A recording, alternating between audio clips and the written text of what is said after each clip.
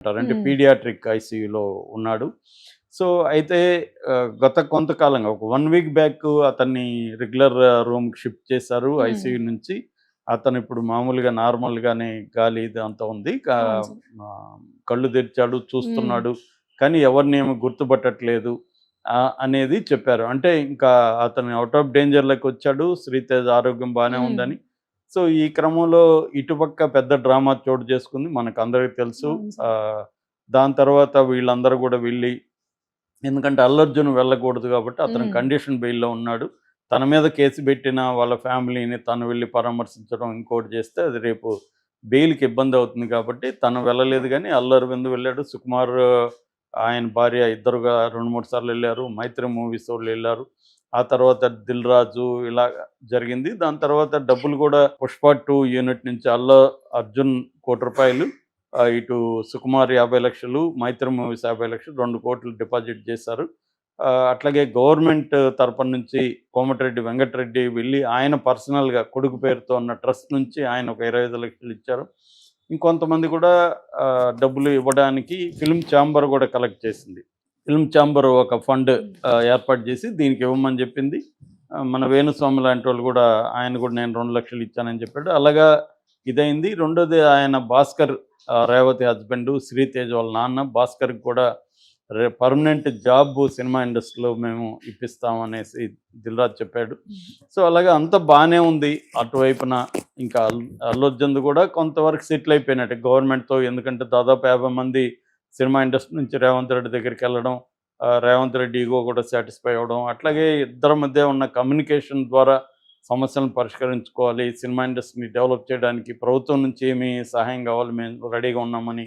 అట్లాగే ప్రభుత్వం కోరిన విధంగా సామాజిక బాధ్యత మేము తీసుకుంటాము. యాంటీ డ్రగ్ క్యాంపెయిన్ కావచ్చు, యాంటీ ఉమెన్ మీద హ్మ్. అట్రాసిటీస్‌కి వ్యతిరేకంగా కావచ్చు, ఇలాంటి విషయాల్లో మేము గూడా చొరవ చూపిస్తాము. ఆల్రెడీ నిన్న ఆయనెవరు మన 'ప్రభాస్' కూడా డ్రగ్స్ అవసరమా డార్లింగ్స్ అని ఒక వీడియో హ్మ్. పెట్టాడు. సో, డ్రగ్స్ క్యాంటీగా అది మంచి పనే.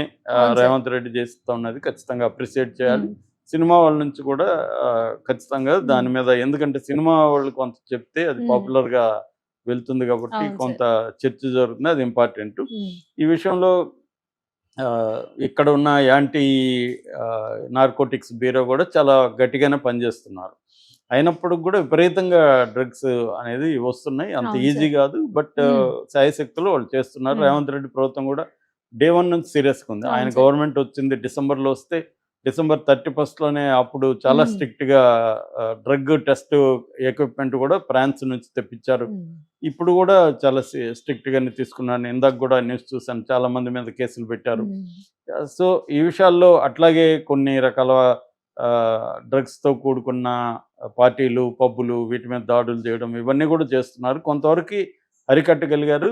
మెయిన్‌గా ఏందంటే అది అవేర్‌నెస్ క్యాంపెయిన్ అనేది పెద్ద ఎత్తున చేయాలి. దానికి సినిమా వాళ్ళు కూడా హెల్ప్ చేస్తున్నారు.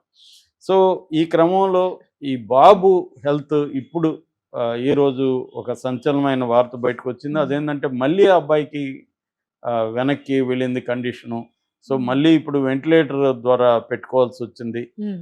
సో, ఒకటేందంటే న్యూరాలజికల్ కండిషన్ అలాగే ఉంది అప్పటి నుంచి. అంటే బ్రెయిన్ డ్యామేజ్ అయింది హ్మ్. యాక్చువల్‌గా. బ్రెయిన్‌కి ఆక్సిజన్ అందకపోవడం వల్ల డ్యామేజ్ అయింది. అంటే వాళ్ళు టెక్నికల్‌గా మెడికల్ టెర్మినాలజీలో రకరకాల పదాలు ఐసోట్రోపిక్ సపోర్టు ఇట్లాంటివేవో వాడారు గానీ, హ్మ్. ఓవరాల్‌గా ఏందంటే మనకి మామూలుగా అర్థమవ్వాల్సింది ఆ అబ్బాయి మళ్ళీ వెంటిలేటర్ దీనికెళ్ళిపోయాడు.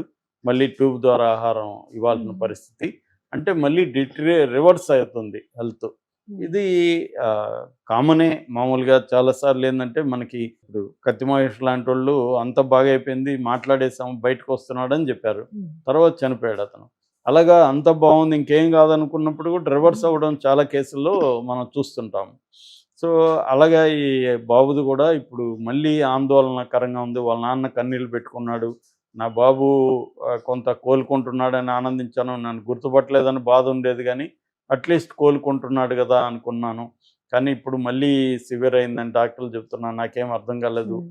అని అతను బాధపడుతున్నాడు. ఒక పక్క కూతురేమో అమ్మ ఊరెళ్ళింది వస్తదని తను నమ్ముతుంది.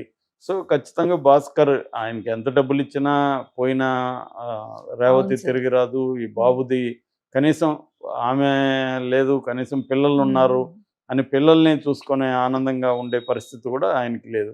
ఎందుకంటే బాబు ఆరోగ్యం అనేది ఇవాళ చాలా ఇంపార్టెంటు. ఈవెన్ అతనికి ఏదైనా జరగకూడదు జరిగితే అల్లు అర్జున్‌కి కూడా అది అవును ఇబ్బందవుతుంది. సార్. ఇది ఎందుకంటే ఇప్పుడు మళ్ళీ ఒకసారి మళ్ళీ డిస్కషన్ రావడం అల్లు అర్జున్ మీద ఇది రావడం. ఎందుకంటే ఇది ఆల్రెడీ ఎమోషనలైజ్ అయిపోయింది ఇష్యూ. హ్మ్. సో, కానీ ఇది కొంత వాళ్ళు డాక్టర్‌లైతే డేంజరా, గీంజర్ అని చెప్పట్లేదు గానీ, మళ్ళీ ఇబ్బందికరంగా మారింది. అంటే మళ్ళీ వెంటిలేటరు ఇప్పుడే మేమేం చెప్పలేము హ్మ్. అన్న పరిస్థితి ఉంది. వాళ్ళు ఎప్పటికప్పుడైతే హెల్త్ బులెటిన్ రిలీజ్ చేస్తున్నారు. లేటెస్ట్ హెల్త్ బులెటిన్‌లో మాత్రం ఆందోళనకరమైన పరిస్థితి ఉన్నట్టుగా మనకి వస్తుంది బయటికి. అవును సార్. ఎందుకంటే యాక్చువల్‌గా అతనిది చాలా ఆశాజనకంగా ఉంది. కళ్ళు తెరిచాడు, గుర్తుపట్టట్లేదు గానీ అవును మాట్లాడుతున్నాడు, సార్. మాట్లాడలేదు గానీ ఆహ్, గుర్తుపట్ హ్మ్. కళ్ళు తెరిచాడు, చూస్తున్నాడు. హ్మ్. స్టేబుల్‌గా ఉంది. ఐసీయూ గూడా అవసరం లేదు. వెంటిలేటర్ అవసరం లేదు. గాలి ఓన్‌గానే ఆక్సిజన్ అందుతుంది అన్న పరిస్థితిలోంచి మళ్ళీ రివర్స్ కండిషన్‌లకి వెళ్ళింది. మరి ఎందుకంటే చాలా సార్లు మనకు హాస్పిటల్‌లో ఏం జరుగుతుందని మనకి బయటికి అర్థం కాదు. వాళ్ళన్నీ గూడా చెప్పకపోవచ్చు. హ్మ్. ఏది చెప్పాలనుకుంటే అవే హెల్త్ బులెటిన్‌లో చెప్తారు. అన్ని విషయాలు చెప్పాలని గూడా ఏం లేదు. హ్మ్.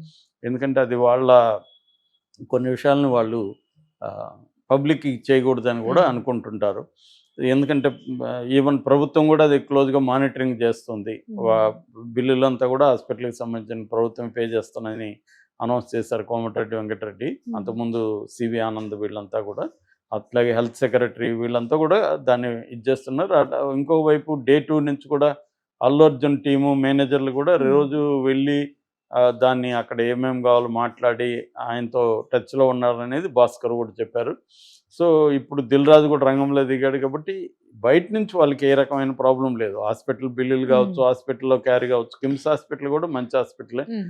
కూటమి ప్రభుత్వం వచ్చి 7 నెలలుగా కొడాలి నానిని అరెస్ట్ చేస్తారన్న వార్త ఎప్పటినుంచో వస్తుంది. హ్మ్. కాకపోతే ఇప్పటివరకు అరెస్ట్ చేయలేదు. కొడాలి నాని కూడా సైలెంట్ అయిపోయాడు ఆల్‌మోస్ట్. ఆయన పెద్దగా మాట్లాడలేదు. అవును సార్. సో, అంటే తెర వెనుక ఏమన్నా జరిగిందా అన్న ఒక డౌట్‌లు కూడా చాలామందికొచ్చాయి. ఎందుకంటే ప్రధానంగా తెలుగుదేశం కూటమి ప్రభుత్వం వచ్చిన తర్వాత ఆహ్, వైసీపీలో ఉండే చాలామందిని అరెస్ట్ చేస్తారు. హ్మ్. ముఖ్యంగా కొడాలి నాని, వల్లభనేని వంశీ, రోజా, రోజు. అవును అంబటి సార్. రాంబాబు, పేర్ని నాని ఇలాంటోళ్ళు వైసీపీ తరపున తెలుగుదేశం వాళ్ళ మీద, నాయకుల మీద పర్సనల్ అటాక్స్ కూడా చేశారు. అందులో ఫ్రంట్‌లో ఉండేది కొడాలి నాని అండ్ రోజా హ్మ్. మనం చెప్పుకోవచ్చు. అవును సార్. సో, వీళ్ళు ఎంత అట్లాగే వల్లభనేని వంశీ గూడా. ఎందుకంటే వల్లభనేని వంశీ అయినా, కొడాలి నాని అయినా ఒకప్పుడు తెలుగుదేశంతో అసోసియేట్ అయిన వాళ్ళు. హ్మ్. ముఖ్యంగా వల్లభనేని వంశీ అయితే తెలుగుదేశం తరపునే ఆయన గెలిచి ఇటొచ్చేసాడు. హ్మ్. సో, వాళ్ళు పర్సనల్ అటాక్స్ చివరికి లోకేష్ పుట్టుక గురించి గూడా, భువనేశ్వర్ గారి గురించి కూడా